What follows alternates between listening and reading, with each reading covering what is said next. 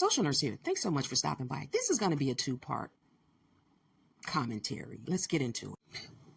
So this video is about a situation that's going on in South Africa. I think that it's really interesting, but I think conversation about ethnicity and race is always interesting because I live here in America. I'm Black, right? I'm from the group of people that were or are maybe not anymore known as African Americans, right?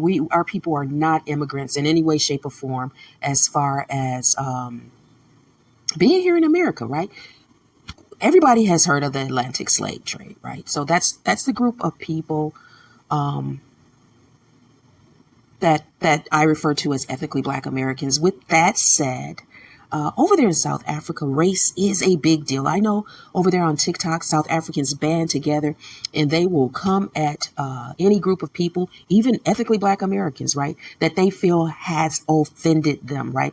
Our culture is totally different from South Africans, even the racially Black South Africans. Our lens is totally different from theirs. Let's keep in mind, racially Black people were the biggest and are the biggest population in South Africa.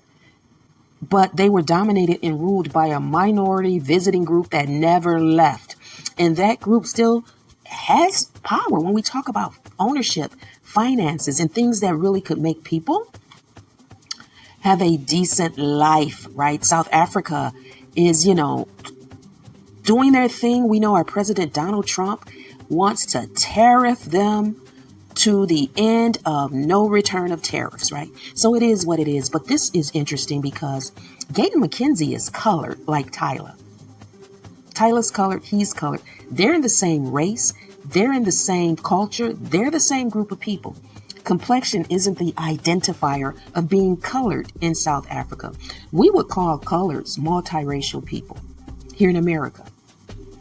The difference here in America, multiracial people don't have their own specific communities and territories, and they don't just cling to each other in the way that it happens in South Africa. I'm not saying that just clinging to each other exists now, but clearly after seeing this podcast, and I keep up with South African information and news and stuff.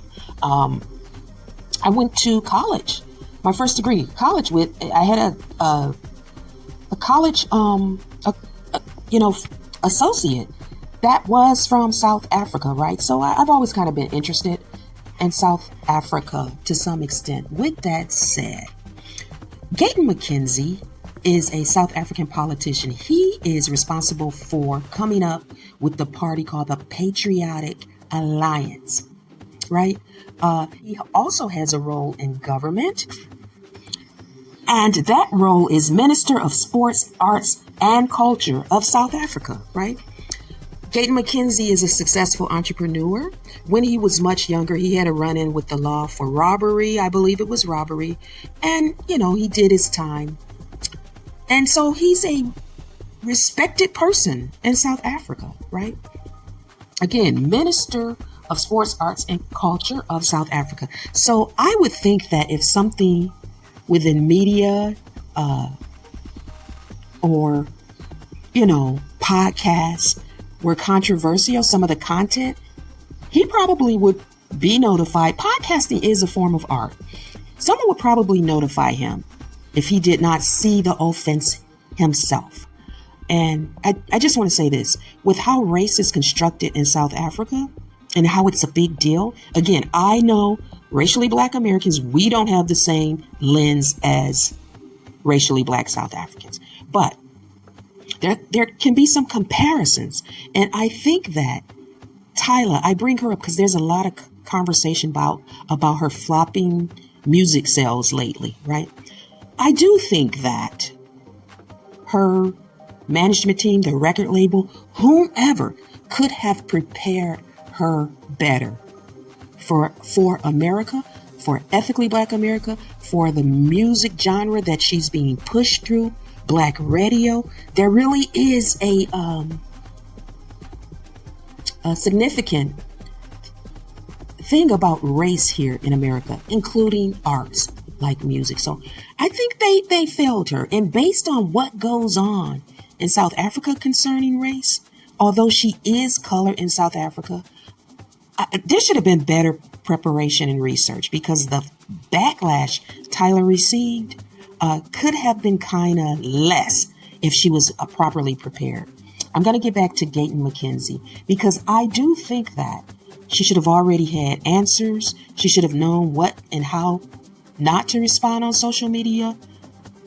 The question is if she wanted to be successful in America. She's here in America, not South Africa.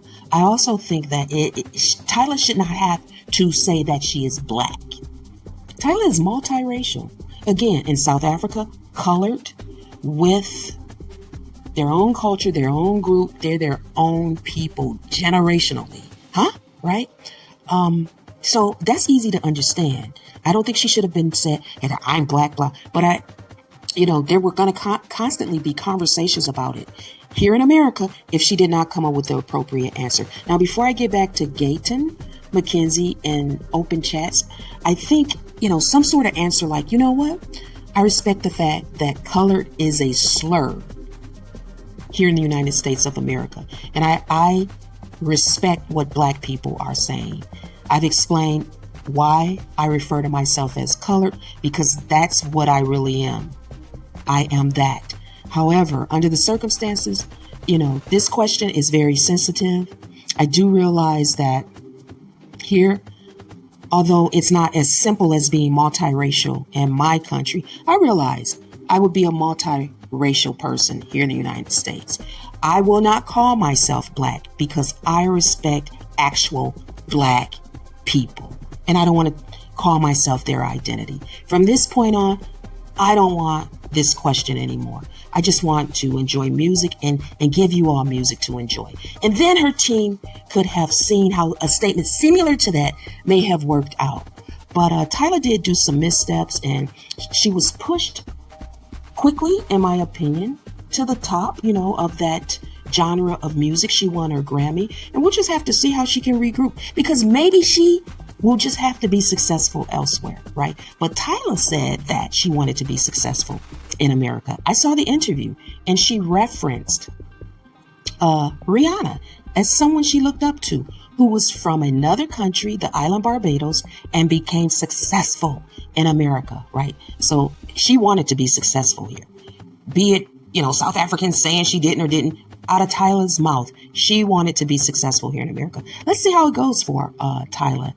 And another thing I think that her team should have researched, asked around, talked to, the familiar people in America that are experts on marketing and used to it. They really could have taken this word that's a slur in South Africa, kaffir.